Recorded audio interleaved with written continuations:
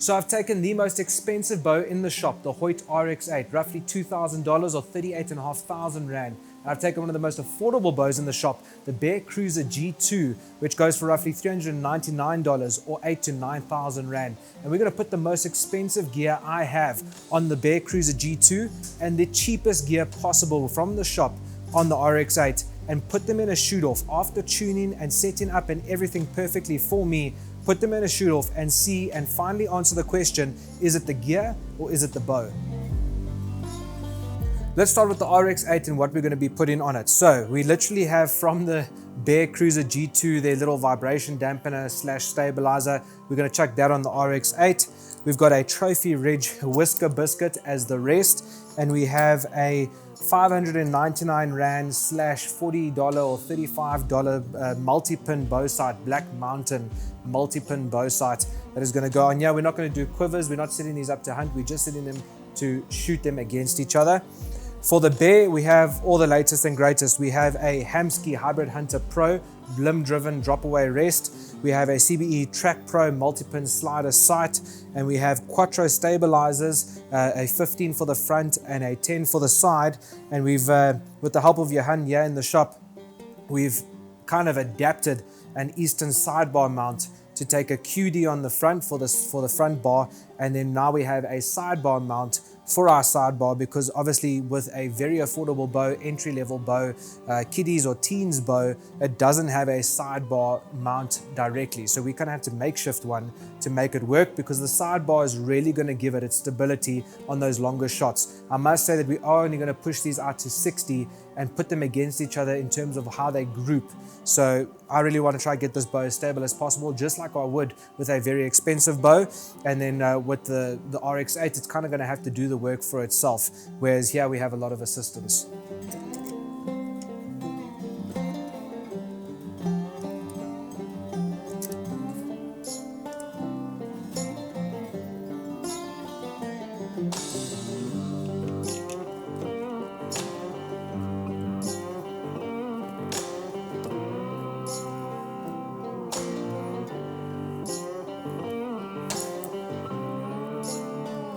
This one's biting. This one,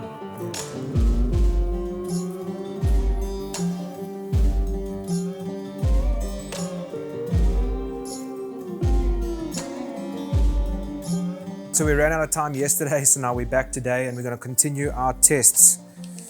We're going to have to get some paper tuning going. We did some timing now and all that. Now we get to the paper, but maybe let's check what poundage both these bows are on as well before we even go into the paper. All right, Bear Cruiser G2, fully kitted with accessories that are more than the bow. 67.8 pounds. Let's check that RX8.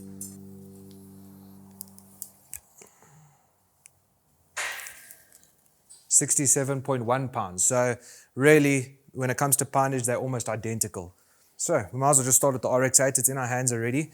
The one thing that I know I'm going to struggle with is the Whisker Biscuit. We're not going to get a bullet hole tear exactly every single time. It's a 4mm arrow, which means it's going to play with inside this Whisker Biscuit, and then the whiskers itself have an impact on the flight of the arrow. So we're going to get it as near to bullet hole.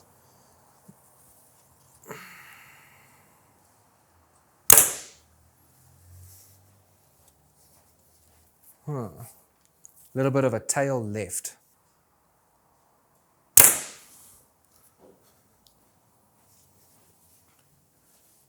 Much better. Still a tiny bit tail left, which means we could probably just nick it a bit, and then we'll be as close to bullet hole as possible. Check how high that arrow is, almost pointing upwards, but it's paper tuning, so we leave it at that. Whisker biscuits are not fun. Much better. Look at this, guys. With a Whisker Biscuit, I am 100% leaving it at that. Put this bad boy down. And the most interesting part of this whole video, let's see how this does. Feels so weird. I'm using the peep as my nose button.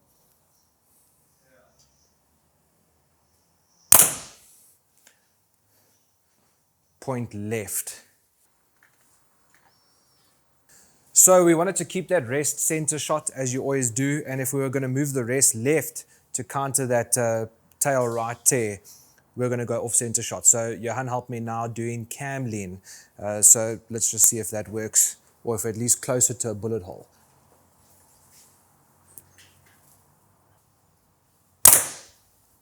Hey, it's looking better. It's looking better. Still a tail right tear, but much better than what it was before. We did some minor adjustments, only for left, not for the tail high.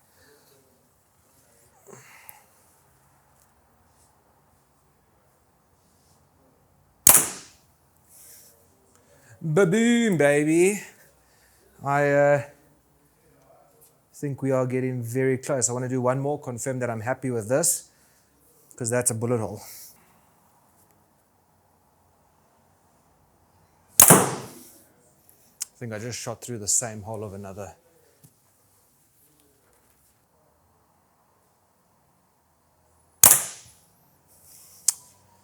See, tail high. Like Johan's saying, it's actually got a spongy back wall. So depending on how much back tension you put, will actually change a little bit draw length and all that kind of stuff, affecting our tear on the paper. So I might have to anchor deep into the face and do a shoot on command technique. Okay, that's how we're going to have to shoot this bow. Absolute bullet hole. And not pulling through the shot because it's a spongy back wall, which will change everything. Okay, let me move the peep into position.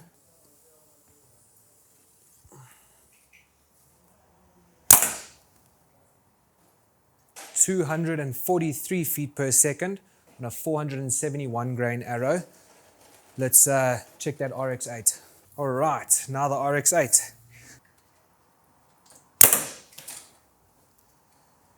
260. So about 17 feet per second difference between the two bows, which is expected given the massive gap between the two. Before we start the challenge and sighting in these bows, 94% of you are not subscribed to the channel that are watching this video right now. So click subscribe, like, comment, leave some feedback, leave some videos that you'd like us to do in the future, whether it's product reviews or testing. Enjoy the video. It's a nice, chilly, overcast morning. It's Monday, and we are going to start sighting in these bad boys and then putting them up against each other, starting with the Bear Cruiser G2 at 30 yards. We did 20 yards in the shop, so now we're going to start messing around with the 30-yard pin.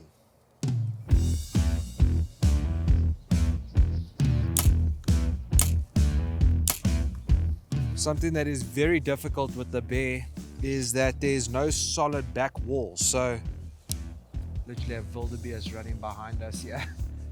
Golden wildebeest, couple of blue wildebeest. That's awesome. So the problem with the Bear is that there's no solid back wall. So if I try to pull through my shot, it changes slightly every time.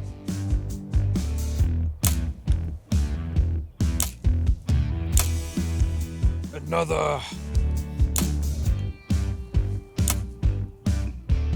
Alrighty guys, 60 yards. I think I'm going to shoot a few arrows, make sure that I'm on or as close to card as possible. But then when I put these bows up against each other, I want to look at how tightly I can group the arrows together at 60 yards. Because we haven't spent a ton of time with these bows, but I mean, if we're missing the card left, but all the arrows on top of each other, with some minor adjustments, we'll be hitting bullseye all days of the week. So we're going to focus on grouping at 60, but we want to get on card because I mean, that's the whole point of this. So let's use my bottom pin on the CBE Track Pro 3-pin slider, because that should be 60 or close to.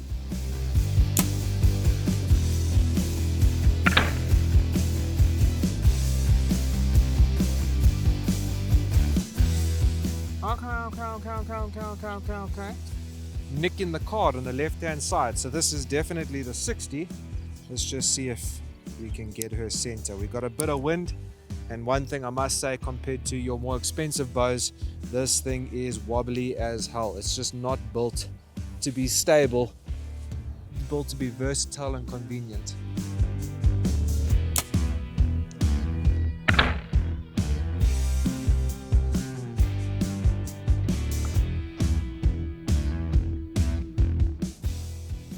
on card. 30 yards with the RX8. We did 20 in the shop as well, just so we had a good baseline, not starting from complete scratch while on the range. And like the bear, we are just trying to get as fast as possible to 60. 40 yards.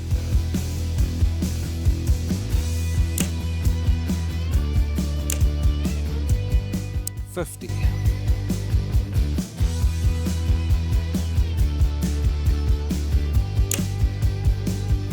We walked it back quite nice and quickly to 60. I have a feeling this one's going to be low because we messed with that pin now just to give us enough space to make adjustments.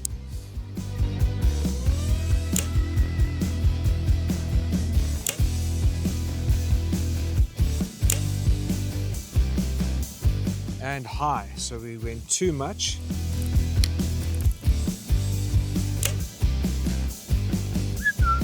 Might be it.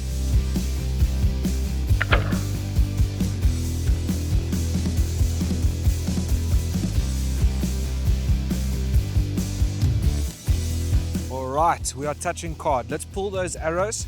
Let's start the challenge.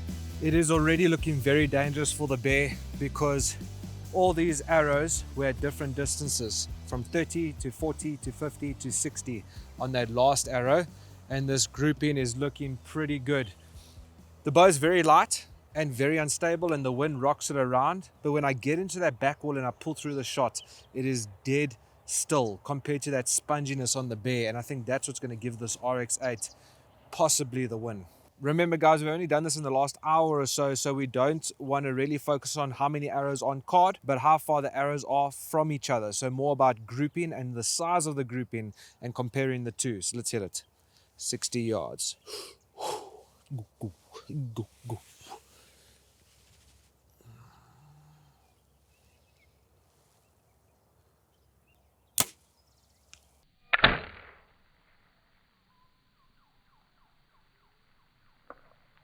I hear a card. I hear a card.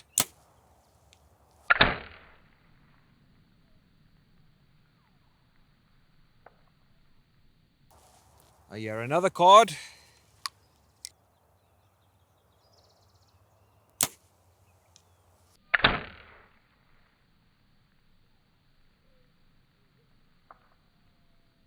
I hear a card.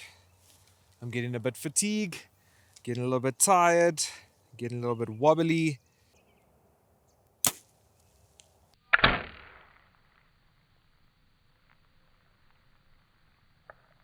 On card again.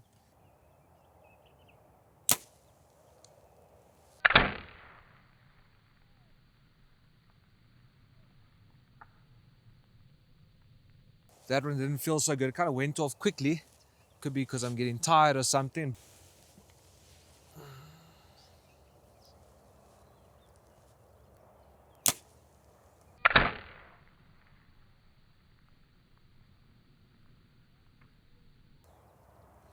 That one was high. There I go, mess up last one. Alrighty guys, 60 yards with a Bear Cruiser G2 with super expensive accessories on. This is what we have got. So we got 3 arrows on card, happy about that, and I heard them and the impact of them when I was shooting down range.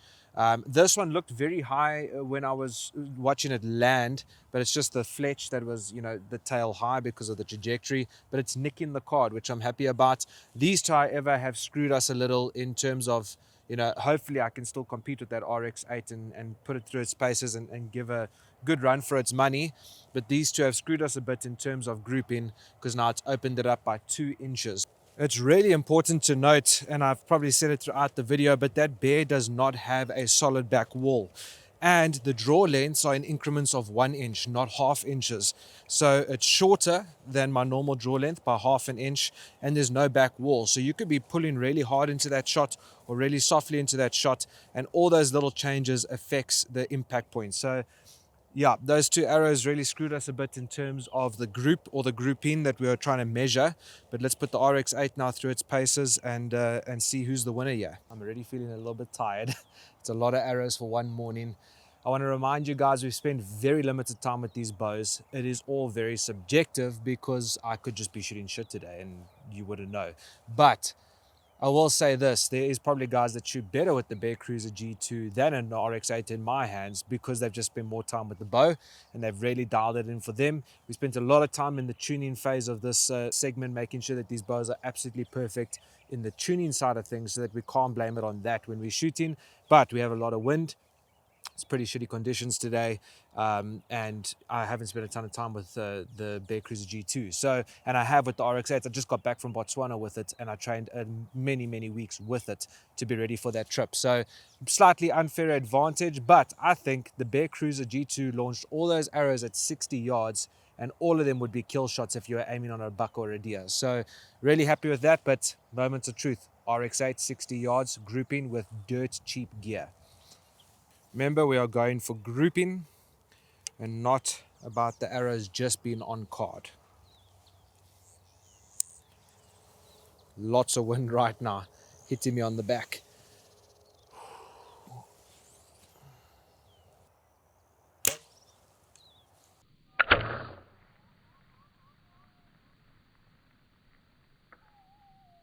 Little high, not a good start.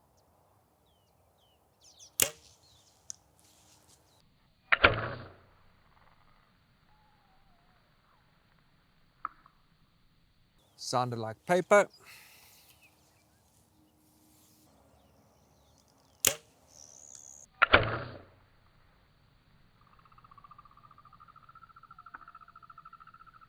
High.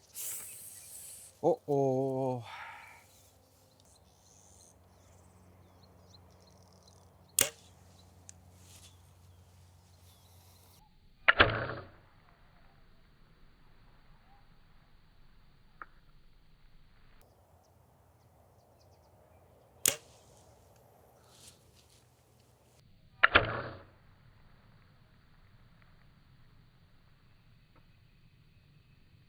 Last arrow, guys. Last arrow.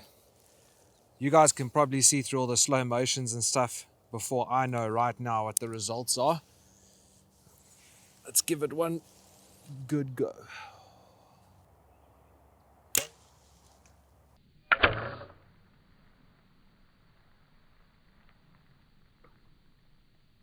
It looks like a very good line of arrows. It doesn't look like they're all on card, but the grouping is what we are after, and that grouping looks a bit deadly. I really thought that Whisker Biscuit was going to cause a lot more problems than it did. I mean, in theory, drop-away arrests are obviously far superior, but with a Whisker Biscuit on that Hoyt RX8, this is what we've done, guys. We have a very clear winner for this competition. Hoyt RX8 takes the win with a Whisker Biscuit, a flimsy little rubber vibration dampener stabilizer thingy-majiggy, wouldn't even call it a stabilizer, and a very basic multi-pin sight. And we have managed to do this at 60 yards within a couple of 20, 30, 40 minutes of shooting, getting it from 20 yards or 30 yards all the way out to 60. And this is what we managed to do already. So what could we accomplish if we spend more time with cheap gear on an expensive bow? And I was really rooting for the underdog, which is the Bear Cruiser, but clearly the bow does matter no matter how much of expensive gear you have. And so really happy with that, proud of that. And yeah, leave a comment down below, guys. What do you want to see next? Is it a product review? Is it some testing? Is there a question that's freaking bugging you and you don't have the resources to answer it? Well, drop it in the comments down below and let's start answering those questions for you guys. Thanks for watching. I hope you found this informational, entertaining. Shoot straight, stay safe, and I'll see you on the next one. Peace!